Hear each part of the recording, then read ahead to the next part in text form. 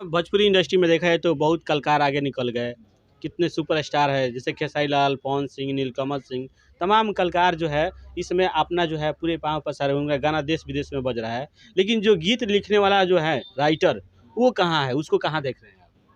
वो सब लोग नीचे है सब मान लोग ली। नीचे है। हाँ, राइटर तो रोज राइटरे पैदा होता है। अच्छा।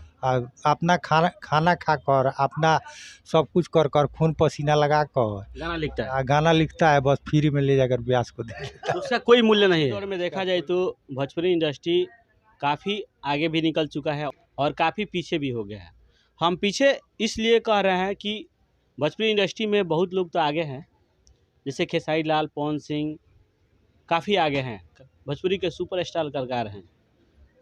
भोजपुरी इंडस्ट्री एक कलाकारों से नहीं है, बल्कि उसमें कई कलाकारों की भागीदारी है, तभी भोजपुरी इंडस्ट्री उसका नाम है। यानी भोजपुरी इंडस्ट्री में देखा जाए तो एक उतना ही महत्व एक म्यूजिक डायरेक्टर का है, एक गायक का है, उतना ही महत्व एक राइटर का भी है जो गाने लिखते हैं। लेकिन सवाल ये उठता है कि सब लोग तो आगे निकल गए, लेकिन एक गीतकार जो गाना लिखता है वो इतना पीछे कैसे चला गया? आखिर उस गीतकार का इतना महत्व क्यों नहीं दिया गया, जबकि बड़े बड़े लोग सुपरस्टार हो गए, लेकिन एक गीत लिखने वाला आज भी वहीं पे है। आज हमारे साथ राजू श्रीवास्तव जी हैं, जो उस जमाने के गीतकार हैं जिस समय गुड्डू रंगीला और राधे समरसिया सुपरस्टार थे। आइए इसी विषय पर हम खास बातचीत करेंगे। राजू जी, सबसे पहले आपका स्वागत है। स्वागत है आपका भी। अच्छा राजू जी, भोजपुरी इंडस्ट्री काफ़ी आगे निकल चुका है। भोजपुरी इंडस्ट्री को आज देखा जाए तो देश विदेश में भी गाना बजता है, लेकिन इस समय आप इसको कहाँ देख रहे हैं? हम लोग तो देख रहे हैं कि माने इसमें बहुत अपशब्द थी यूज होता है, इसीलिए इसका कुछ विशेष खास नहीं है। अच्छा, बहुत पहले आप गाना लिखे हैं। आप अपने ही ज़ुबान से बताइए कि आप गाना कब लिखे थे, उस समय का दौर क्या था? हम लोग गाना लिखे थे 95-96 में, सब उसी समय से गाना लिखते थे। उस समय का दौर कुछ और था, अभी का समय कुछ और है। अब ऑनलाइन का ज़माना है, नेटवर्किंग का ज़माना है, सोशल मीडिया का युग है। सोशल मीडिया का युग है। उस टाइम सीडी कैसेट था, वो थी कैसेट था जो डेक में लगता था, अच्छा। वो सब चलता था। अब तो ऑनलाइन का सब ज़माना है, अथी का ज़माना है। यूट्यूब और फेसबुक का ज़माना हाँ, है। यूट्यूब और फेसबुक का ज़माना है। अच्छा तो आपके उस समय में सीडी था, मेमोरी भी नहीं था? नहीं, मेमोरी मेमोरी बाद में आया ना? बाद में मेमोरी जब है, मोबाइल आ गया तो। मोबाइल आ गया तो तो। उस समय कौन स्टार हुआ करते थे? क्या कुछ गाना होता था उस समय? और उस समय संगीत का कुछ और लहर था, गाने में शब्द था जिसका अनेकों माने निकलता है। अभी का मान लीजिए सामने ढोल झाल बजता था स्टेडियम में, तब रिकॉर्डिंग होता था। अभी तो सब ऑनलाइन का म्यूजिक डायरेक्टर आ गए हैं, ऑनलाइन म्यूजिक ऑनलाइन बज रहा है म्यूजिक। हाँ, म्यूजिक में बज रहा है।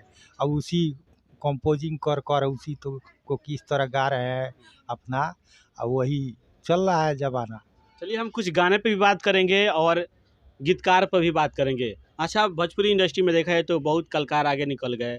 कितने सुपरस्टार है जैसे खेसारी लाल, पवन सिंह, नीलकमल सिंह, तमाम कलाकार जो है इस समय अपना जो है पूरे पाँव पसारे हुए हैं, गाना देश विदेश में बज रहा है। लेकिन जो गीत लिखने वाला जो है राइटर, वो कहाँ है? उसको कहाँ देख रहे हैं आप? वो सब लोग नीचे है सब लोग नीचे है। हाँ, राइटर तो रोज राइटरे पैदा होता है। अच्छा। अपना खाना खा कर अपना सब कुछ कर कर खून पसीना लगा कर गाना लिखता है। गाना लिखता है, बस फ्री में ले जाकर व्यास को दे देता है। उसका कोई मूल्य नहीं है, उसका कोई मूल्य नहीं, उसका कोई चार्ज नहीं मिलता। कोई चार्ज नहीं मिलता है। अब मान लीजिए म्यूजिक आप बनाएगा तो तुरंत उसको पैसा देना पड़ेगा, है? ब्याज का साटा होता है वो कमा लेगा, लेकिन जो गीत लिखता है उसका तो कोई चार्ज नहीं है। 50 को लोग तैयार हो जाता है कि इसमें क्या ज़्यादा है। अभी तो कुछ नहीं है। अभी तो ऐसा ऐसा गाना आता है कि धुआं धुआं भइल बा, तो हई जाति का है, तो हई राजपूत जाति के है। जातिवादी गाना। हाँ, इसमें कोई सा शब्द का माने है ना कोई कुछ है। पहले का राइटर थे, उसमें शब्द था कि एक शब्द में अनेकों माने निकलता था। अब का शब्द में बस वही जो चल रहा है, डोरी चूम ले तो एथी कर ले, चोली कर ले, यही सब शब्द है। अब उसी को लोग सुनता है, वही मार्केट में बजता है। अच्छा, गीतकार का पीछे होने का मुख्य क्या कारण? मुख्य कारण यही है कि कोई भी मान लीजिए पढ़ा लिखा नहीं भी है, वो भी उल्टा सीधा अब सब चल रहा है, उसी को जो तुकबंदी बना कर दिया, ब्यास गा दिया, वही चल जाता है, समाज वही मांग रहा है, यही वजह जो है। अच्छे गीतकार उसका वैल्यू नहीं है, नहीं है, उसका कीमत, गाने का कीमत नहीं मिलता है। कोई कीमत नहीं है। मान लीजिए आपने लिख दिया, अगर आप पैसा ब्याज से मांग देंगे, चाहे कोई गाना आपसे ले रहा, नहीं आएगा, दोबारा नहीं आएगा, फिर आपका लिखा हुआ गीत का पैसा नहीं देगा ना। अच्छा, यही है, यही वजह से मैंने पीछे है। हाँ, इसी वजह से पीछे है। तो गाना पहले लिखते थे, क्या कुछ मूल्य होता था? अरे पहले मान लीजिए गाना चल गया तो उस पर जो ब्यास का अच्छा कमीशन आया तो उसमें से हम लोग को भी देता था। हाँ, आपके जमाने में। हाँ।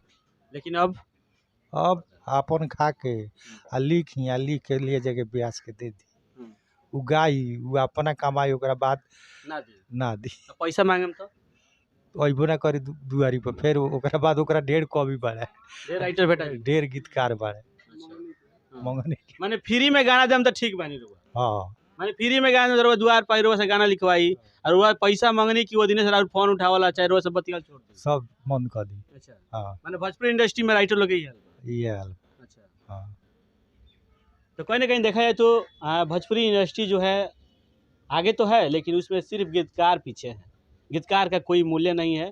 गीत लिखता है इतना मेहनत से, इतना शब्दों को जोड़ता है, लेकिन उसका जो है कीमत कोई नहीं दे पाता है। हाँ, देखा जाए तो इस समय बहुत ऐसे गीतकार आए गए, ज़माना बदलते गया। हालांकि हमारे साथ राजू श्रीवास्तव जी वो गीतकार है जिस ज़माने सीडी हुआ करता था, मेमोरी के तो छोड़ी दीजिए, सीडी हुआ करता है, रील वाला कैसेट आता, उस समय के गीतकार हैं। तो हमने क्यों ना सोचा कि क्यों ना इनसे बात किया जाए। आखिर ये गीतकार हैं तो आखिर गीतकारों का जो है पीछे होने का मुख्य कारण क्या है, इनसे हमने जाना, तमाम बातें किया। तमाम बातें अपने वीडियो के माध्यम से देख ही रहे हैं।